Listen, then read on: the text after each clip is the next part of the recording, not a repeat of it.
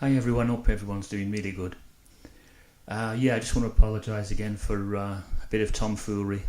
Uh, can't help it. Sometimes, you have a bad day at work or a bad week, and you just think, you know what, a bit of light-hearted relief, a bit of tomfoolery. Great word, that, isn't it? I remember going and watching the Comedy Showcase act about 20 years ago with that name, tomfoolery, and that's exactly what they did.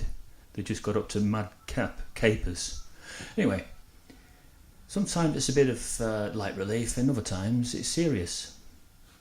Now, on this occasion, I'd like to extract a few home truths from people. And that first home truth is, while you were attending the Kingdom Hall as a Jehovah's Witness, did you find the time to go and see the film The Exorcist? And I don't mean right when it first came out in 1972. You could have seen it a bit later on like I did. I recall I didn't see it till about 1980. I remember just thinking, I'm a bit curious as to what that film's all about, even though the poster, sort of self-explanatory really. I was always very curious about the world of Satan and the demons. I almost had like a healthy respect. And on the lines of having a healthy respect for Satan and the demon world, I want to ask another question. And that question is, did Jesus have a healthy respect for Satan? I don't mean did he admire him. That's totally different. You can have a healthy respect for your enemy because you're well aware of what your enemy can do and how powerful your enemy can be, and the kind of wounds that your enemy can inflict on you. Now, I think that Jesus would definitely have been forewarned against what Satan was capable of. After all, he would have looked back in history and he would have known that it was Satan that was responsible for the first man and woman losing the inherited everlasting life and being thrown out of the Garden of Eden. So I would have thought, even when Jesus came down from his fasting and he was at his lowest period, and that's when Satan attacked him, I would have thought even then, at the point in which Satan showed up, Jesus would have thought, this is God's enemy. This is the adversary of all that is good. So you would think, if I know that now, and I knew that back then, at the time of when The Exorcist was doing its rounds, you would have thought that I would have stayed clear of all things that were anti-godly.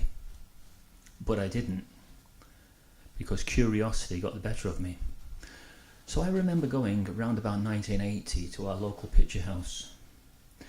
I didn't go with anybody that was connected with the Kingdom Hall at the time. I went with a worldly friend of mine. And he was scared witless with this film. I had to comfort him during the film and comfort him walking home afterwards. Whereas I thought it was comical. I just thought it was hilarious. I don't know what that makes me. It makes me someone that doesn't have a respect for Satan and what his capabilities are. It's just that the way the film was, and when Linda Blair's head turned round, I started laughing. I might have been the only one in the picture house at that time that was laughing. And a lot of people have said, Martin, you disguise it well. That was nervous laughter, that. Nervous laughter, that's what Gary said anyway. And I said, no, seriously, I just wasn't scared. And it wasn't until I got home and a few days later, I didn't want to be in the house on my own. Sometimes if my mum and dad went out and I was left in the house, I would have these little memories of that film, and I'd be thinking, I wonder if I've allowed the demons to get into my life. And this is what the Jehovah's Witness elders and the whole congregation used to guard you against. They used to say not to keep your mind empty, because an empty mind will soon be taken over by, they said, devilish things. I know that's ridiculous, isn't it, really? I remember them saying once, you can't do yoga. I said, well, why not? My dad loves yoga and he's really good at it. And there was this talk from the platform saying, sorry brothers, but yoga is out now. No one's allowed to do yoga. And then they explained it was because you had to meditate. And they didn't want anybody meditating unless you were meditating on the New World Translation of the Holy Scriptures. If you were meditating for your own benefit, to keep your mind and body healthy, they wouldn't advocate that. They would say that that was a purely selfish thing. And how is that bringing a blessing to Jehovah? And also, they'd say that while your mind is empty, the demons and the spirits, they can move in and start taking your mind over and start detouring your thinking away from the witnesses and away from Jehovah. Does anybody think that that's a lot of bollocks? Has anybody really thought about that and thought, yes, I can identify with that. Those Jehovah's Witnesses, they knew what they were talking about. I did yoga, and within 5 years of doing yoga, I was worshipping the devil, and I was attending seances. Come on. I'm sorry, but it's a lot of bollocks. I just paused it there, just after I said bollocks, because I want to go into my encounter. Although this is low-key, it's still an encounter with the unexplained. I thought, at the time, I felt a demonic presence. And this was when I was on the witnessing. You're going to laugh at this. I think it was 1975, and I think we was in Monavale congregation at the time. And I remember giving out a pitch on the doors. And we was on this really, really busy main road, and the traffic was horrendous, and it was blaring trucks and blaring motorcycles whizzing by. And I starts this conversation off with this householder at the time, and it was an old woman, and she just took a liking to me. You know, she just thought I was adorable. Well, who could blame her? I love a bit of tongue in cheek. Anyway, I'm pitching away about the new system and how wonderful it would be if we never had to die or anything like that. And she says, would you like to come inside? And I'll make you a little drink, you know, Coca-Cola, what do you want? Orange, Fanta, we've got it all, she says. And it was a hot day, and in Australia you need to drink a lot of minerals, you know, on hot summer's days. So I did. So I was tempted, I went inside. Sorry I'm sniffing. I've been outside near a pump house all day. I'm an engineer. That's what I do. Get back to the story, Martin. You're diverting away. So what was I saying about this woman? Oh, yes. Yeah, so I went inside, and the first thing that I noticed when I went inside, and I mean, as soon as I went over the doorway threshold, I noticed that I couldn't hear anything outside.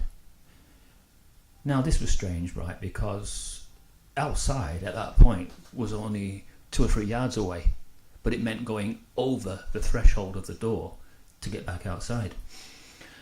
Anyway, I didn't think much of it at this time, but all of a sudden I felt really, really scared and uneasy. And I remember this woman carrying a conversation on, not just with me, but with something else. I say something because I couldn't see anybody, you know. I just know she was having a conversation, and we're having this freeway conversation about, you know, God's kingdom, paradise, and this third interjection that she's paying attention to is sort of shouting things at her, and because she's saying, shut up, shut up, shut up. Can't you see me having a conversation with a witness? And it was most strange. I got really scared. I mean, come on, I was 12 years of age. You know, why wouldn't I be scared? I have to admit it. And I was so scared that I just decided at that point that I would pray. And I prayed to Jehovah. And I said, you know, that I'm really scared. I don't know what's occurring at the moment. and should I be here or should I run out? But I was too scared to run out. And then all of a sudden I didn't feel scared. I just felt as if something had come to comfort me at that point. And it might have been psychosomatic, because sometimes if you feel that you're receiving help, your mind can suddenly tell you you're okay. So it might have been psychosomatic, and that was enough to calm me down.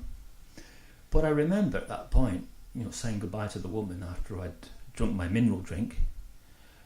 And then as soon as I put one foot outside, I could hear all the traffic again. It was just as loud and blaring as it was previously when I stood on her doorstep and I was about to go in. It just seemed a very, very strange thing. And I just couldn't put an explanation to it. But it sort of stayed with me all this time. But I was just wondering if that third person that she was talking to, I wonder if she was talking to some kind of spirit. Maybe she was talking to a demon, I don't know. I don't have an explanation for it. It's weird. It sort of freaked me out no end. And obviously the fact that I can remember it after all this time, it must have been some ordeal. So let's go back to what I originally said. It's not wrong, is it, to have a healthy respect for God's enemies? And who's God's enemy? Satan. And the demons, they're all God's enemies. And I do have a healthy respect for that world. I don't want to be part of that world, but I'm most definitely aware of what that world can do. Right, I'm going to leave it at that. So, okay, there was no more tomfoolery, no more singing this time. Just a true life experience. And I do have another one as well about a friend that started to attend our congregation, and this particular guy that was attending at the time became very friendly with me, and we became quite good mates, you might say. And this is the first time that I've met someone who can astral project. I think you might call it astral planing. He was into all the transcendental meditations and astral planing and projections, and where your sort of body leaves your soul and all that kind of thing, and it goes floating off. And he had a healthy interest in the demon world, and I'd like to tell you about that some other time. Thank you. You've been great.